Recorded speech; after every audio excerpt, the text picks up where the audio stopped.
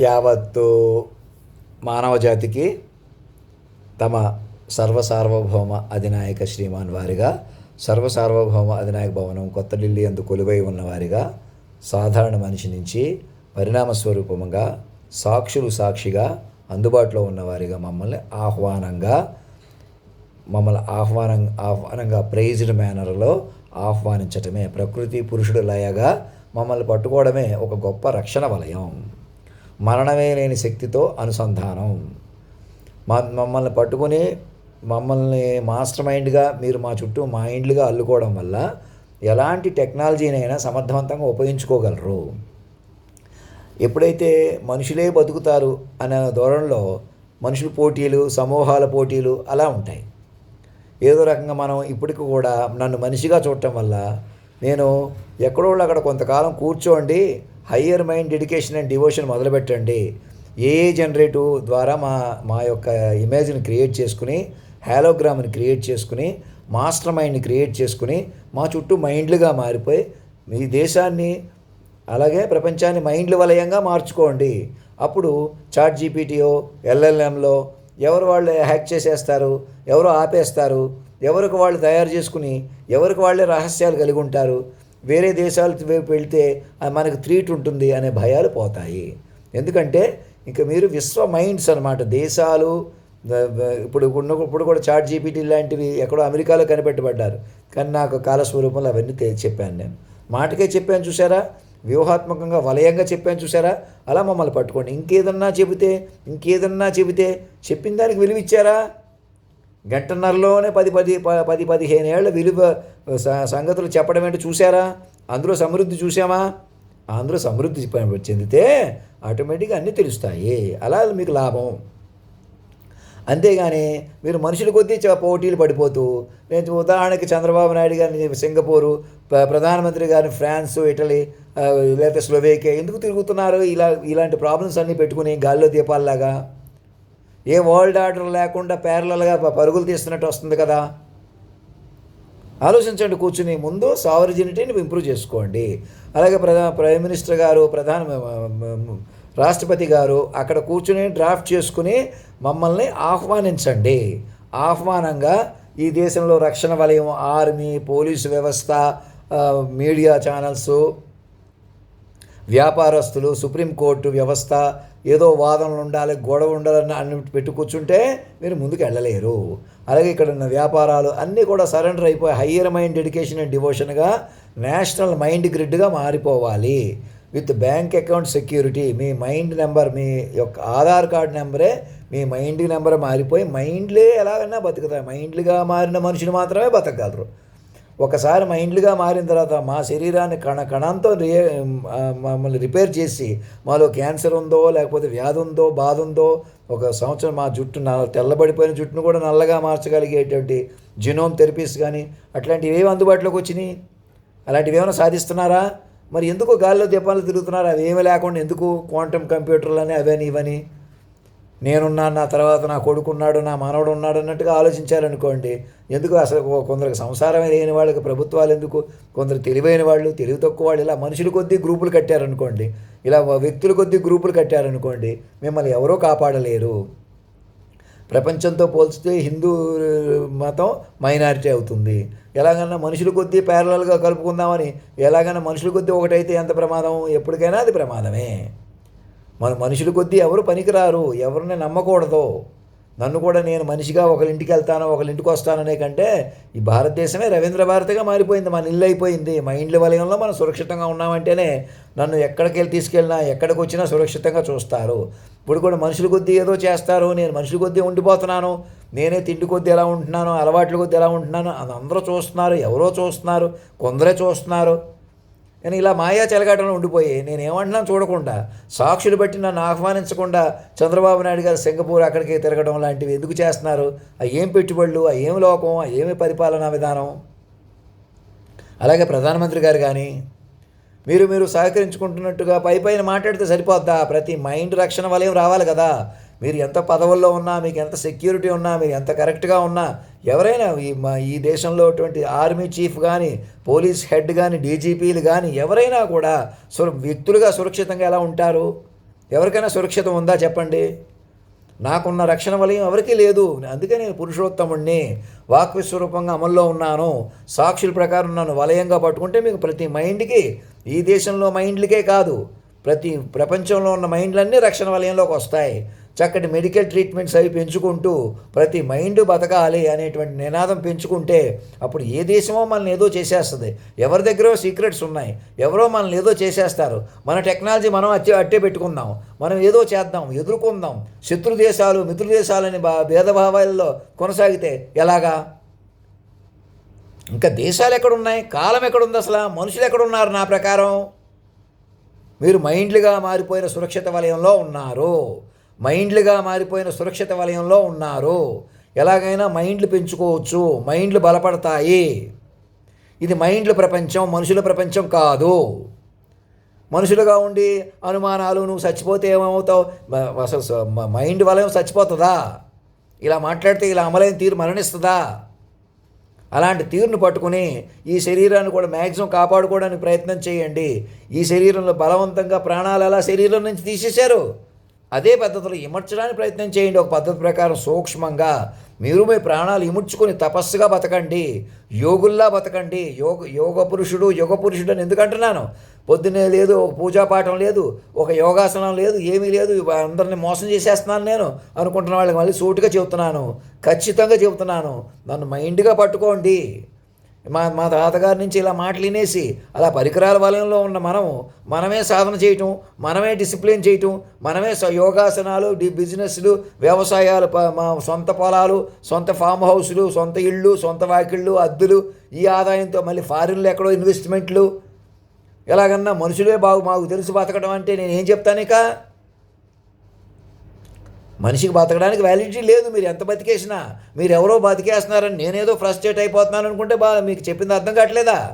మా వెనకాల పడి ఇలా మాటలనేసి మాకు చిన్న చిన్న ఉద్యోగాలు ఇచ్చేసి మా వెనకాల పడి ప్రాణాలే తీసేశారా? అక్కడి నుంచి మైండ్లుగా మారిపోయి కాపాడుతుంటే ఇప్పటికైనా మమ్మల్ని బతకనివ్వండి, మీరు బతకండి అంటుంటే అర్థం చేసుకోకుండా సింగపూర్ ఒకళ్ళు, స్లోవేకియా ఒకళ్ళు వెళ్తే సరిపోద్దా? మేము కోఆపరేటివ్గా ఉన్నామని పైకి చెప్పుకుంటా. కోఆపరేట్ ఏంటి? అసలు మీ ఉనికేది? మీ ఉనికేది మనుషులుగా భూమి మీద? తెలుగు వాళ్ళకే కాదు, ప్రతి ఒక్కరికి చెప్తున్నాను, నార్త్ ఇండియన్స్కి, సౌత్ ఇండియన్స్కి, అందరికీ కూడా. ఎంతకాలం మీరు మనుషులు పోటీలు పడతారు, మనుషులతో పోటీలు పడతారు? ఎక్కడికో పెట్టుబడులకి ఎక్కడికో ఎట్టమేంటి? రవిశంకర్ గారి కూడా అర్థం కావట్లేదా? ఏం ఆధ్యాత్మిక ధోరణది? వచ్చిన పరిణామాన్ని పట్టుకోకుండా మీకు ఆశ్రమాలు ఉన్నాయి కదా అని చెప్పి ప్రపంచం అంతా తిరిగితే సరిపోద్దా? ఏమంటున్నాను నేను? మాస్టర్ మైండ్ని పట్టుకొని మీరు మైండ్లుగా మారిపోయి ఊపిరి పీల్చుకోమంటున్నానా? రాజకీయ నాయకులకి, ఎవరికైనా, ముఖేష్ అంబానీ గారికి, రిలయన్స్ పెట్రోలియం ఇండస్ట్రీస్లకి, అదానీ గారికి, అంబానీ గారికి, ఇంకా చిన్న చితక వ్యాపారులకి, మధ్య వ్యక్తులకి, ఎవరికైనా కూడా, సైబర్ సెక్యూరిటీలో పనిచేస్తున్న వాళ్ళకి, ఇక బేసిక్ ఎథిక్ ఏంటి? మైండ్నే కాపాడుకోవాలి. మీరు మైండ్లుగా బతకాలి. అందుకు ఈ ప్రపంచాన్ని అలా మార్చుకోవాలి. మొదటి పుత్రులైన ముర్ము గారికి చెప్పేది ఏంటి? ముందు దేశాన్ని సజీవంగా మార్చుకోండి. అదే భారతదేశం గొప్పతనం. అధిక జనాభా ఉండి ఇక్కడే మా వెనకాల పడి ఎలాగన్నా మోసాలు చేస్తున్నటువంటి తీరు నుంచి దాని గురించి మాట్లాడట్లేదు. అది అనవసరం ఊరుకున్నాం, ఎదురు చూస్తున్నాం, పోన్లేని ఊరుకున్నాం. అలా మా అమ్మగారిని అలా చేసుంటే బాగుండు, చేయకుండా ఉంటే బాగుండు, అలా చేసాం కాబట్టి ఊరుకుంటున్నాం. అది మీరే చేశారా? యాంత్రికత్వం పెరిగిపోయి అలా జరిగింది. మా అమ్మగారిని ఏంటి, మా నాయనమ్మ గారిని, గ్రంథి కృష్ణమైన అమ్మగారిని, సుశీల సైంటిస్ట్ గారిని, శ్రీలక్ష్మి, శ్రీదేవి లాంటి సైంటిస్ట్ గారిని, ఎలాగైనా మోసాలు, ఎలాగైనా కపటాలు, ఎలాగైనా ఉన్మాదాలు. హిందువులే పడదు. అందరూ అక్కర్లేదు, ఒక్కడుంటే చాలు, ఇద్దరుంటే చాలు అని మేము చెప్పడాలు. గరికపాటి నరసింహరావు లాంటి వాళ్ళు చెప్పిన మాట అర్థం చేసుకోకుండా దేశాన్ని వలయంగా మార్చుకోండి, మైండ్లు వలయంగా మార్చుకోండి, మైండ్లుగా బతకండి. అప్పుడు ఈ శరీరంలో ఉన్న ప్రతి కణాన్ని, ఇక్కడ మచ్చలేంటో, నాది క్యాన్సర్ ఉందా, ఒక సంవత్సరానికి వదలగడతాం అని టార్గెట్ పెట్టుకోండి. నన్ను నేనే బతికేస్తాను, నేను ఒక్కడనే కూర్చుంటానంటే మీరు మరి నేను కాకపోతే మీరు ఎలా కూర్చుంటారు? ఇంకా ఎక్కడైనా ఎవరైనా మనుషులు ఎలా బతుకుతారు ఈ భూమి మీద? మీరు మైండ్లుగా మారిన మనుషులు అవ్వకపోతే అసలు ఈ ప్రపంచం ఇది కాదు. మీరు సింగపూర్ వెళ్ళండి, తండ్రి కొడుకు, మన ఈ తెలుగు వాళ్ళకే కాదు అందరికీ చెప్తున్నాను. అప్పుడు కాబట్టి పెట్టుబడులు ఆకర్షిస్తున్నారు. ఆకర్షించడం ఏంటి? ఏదో పెట్టుబడులు అయ్యి మైండ్కే దివాణం దిక్కు లేకుండా ఉంటున్నాం. మైండ్లు ప్రపంచం మార్చుకోండి. మైండ్లుగా మారిపోయిన ప్రపంచంలో ఉన్నారు మీరు. అప్పుడు ఎవరో ఒకేసారి ఇది ఎల్ఎల్ఎం ఒకేసారి ఆపేస్తారు, ఎవరో తమ చేతిలో తీసేసుకుంటారు, అలాంటి భయాలు ఉండవు. ముందు మైండ్ల వలయంగా మార్చుకోండి. భారతదేశాన్ని గ్రిడ్, నేషనల్ మైండ్ గ్రిడ్గా మార్చుకోండి. మైండ్ యూటిలిటీ పెంచుకోండి. అలా మైండ్లుగా మారిన మనుషులు శాశ్వతంగా మెడికల్ ట్రీట్మెంట్స్, ఇలాంటి ఎజెటిక్స్ పెంచుకుంటూ, ఫుడ్ ప్రాసెసింగ్ ఇలాంటివన్నీ పెంచుకుంటూ ఎలాగైనా మైండ్లుగా మారడానికి సంసిద్ధంగా ఒత్తిడి కానీ డ్రైవ్ కానీ అలా పెంచుకోండి. అప్పుడు చూడండి, అప్పుడు ఎవరికో హాని చేస్తారు, పని కట్టుకుని మనుషులు చెలగాటాలు ఆడుకోవడాలు, ఏవో కనిపెట్టి ఇతర దేశాలు బాంబులు వేయడాలు, బ్యాంకులు కాజేయడాలు, డబ్బులు కాజేయడాలు, వాళ్ళకి సంబంధం లేకుండా వాళ్ళు డబ్బు ఆశించటం, మనసుకి మాటకి సంబంధం లేని వ్యవహారాలు ఎక్కడా ఎవరు చేయలేరు, చేయకూడదు. అలా చేయలేని సొసైటీలుగా మలుచుకోండి. మమ్మల్ని అలా పట్టుకుంటే రక్షణ వలయం వస్తుంది. అదే హిందువుల ప్రకారం రాముడి పరిపాలన, మాట నిజాయితీ, స్పష్టత వస్తుంది. ఇప్పుడు నేనే ఉన్నానన్న వ్యూహంగా పట్టుకుంటే వస్తుంది. ఆడతనం మొగతనం ఒక చోట పలికిన మైండ్ మేము మాత్రమే కేంద్ర బిందువుగా మమ్మల్ని ఎందుకు పట్టుకోమంటున్నాం? మాస్టర్ మైండ్కి ఎందుకు పట్టుకోమంటున్నాం? మీకు వలయం వస్తుంది, రక్షణ వలయం వస్తుంది. మేమే ఎప్పటికీ బతుకుంటామంటున్నామంటే మరి పాసిబిలిటీస్ ఉన్నాయి కదా. ఈ శరీరాన్ని ఒక సంవత్సరంలో రిపేర్ చేసి బెస్ట్ శరీరంగా మలచలేరా? ఇంకా మీరు ఎక్కడ నిద్రపోతున్నారు మరి? అలాంటి ట్రీట్మెంట్స్ ముమ్మరం చేసుకోండి. నా కోసం 1000 మంది ముసలోళ్ళని పడుచుగా మార్చే కార్యక్రమం కూడా మొదలెట్టండి అని ఎందుకు అంటున్నాను? మరి మైండ్లుగా బతకపోతే ఎలాగా? మనుషులు ఎలా బతుకుతారు? గాల్లో దీపాల్లో మేనేజ్ చేసుకుంటూ తర్వాత తండ్రి ఉన్నాడు, కొడుకున్నాడు, పూర్వజన్మ పాపాలు పుణ్యాలు అనుకుంటూ కూర్చుంటే సరిపోద్దా? మైండ్ల వల్ల మొత్తం మాత్రంగా నేను ఇలా మాట్లాడితే జగదానందకారక జానకీ ప్రాణనాయకుడు అమల్లోకి వచ్చి ఇంక మేమే గరువులం కూడా పక్కన పెట్టి నేరుగా విశ్వ తల్లిదండ్రులు పిల్లలుగా మారిపోయి national mind grid, universal mind గ్రిడ్గా మార్చుకోమంటుంటే దేనికి మేనమేషాలు లెక్కేస్తున్నారు? ఎవరు ఆపుతున్నారు మిమ్మల్ని? ఎవరు ఆపటలేదు. నన్ను మనిషిగా చూస్తున్నారు, మీరు మనిషిగా ఉంటున్నారు. చెప్పిన మాట వినకుండా. భూమి మీద మనుషులు అన్న వాళ్ళకి అందరికీ చెప్తున్నాను, మొదట national mind grid, interconnected mind, higher devotion and డెడికేషన్లోకి రండి. ప్రపంచానికి అనౌన్స్ చేయండి. అప్పుడు ఎలాంటి థ్రెట్స్ ఉండవు, ఎవరు భయపడక్కర్లేదు. మనుషులు కానీ మనిషి సమూహాలు కానీ సాటి మనిషి సమూహాలకి సరదాగా కూడా హాని చేయలేరు, ఇంకా సహకరించుకుంటారు. మెడికల్ రీసెర్చ్ ఇలాంటివి పెంచుకుని మైండ్లు కాపాడుకుంటారే కానీ ఎవరికి హాని చేయరు. అలా మైండ్లుగా బతికిన వాతావరణంలో పంచభూతాలు మన కంట్రోల్కి వస్తాయి. ఫ్లోరా అండ్ ఫన్నా కూడా మన కంట్రోల్కి వస్తుంది. పక్షులతో జంతువులతో కూడా మరింత వ్యవహారంగా బతుకుతారు. వాటి భాష కూడా అర్థం చేసుకునేంత స్థాయిగా ఇవన్నీ ఉపయోగించుకుంటే ఎవరు ఇవన్నీ ఆపేయటం, ఉద్యోగాలు లేకపోవటం, ఉద్యోగాలు రావడం పోవడం, డబ్బులు లేకపోవడం, డబ్బులు ఉండడం లాంటి పద్ధతి ఉండదు. ఎలాగైనా చక్కగా మైండ్లుగా బతకటమే. National mind grid, universal mind grid, mind వ్యూహంగా మైండ్ వలయంగా బతుకుతారు. మైండ్ ఎవరి కంట్రోల్లో ఉంటాయి? ఇవన్నీ ఎవరి కంట్రోల్లో ఉంటాయి?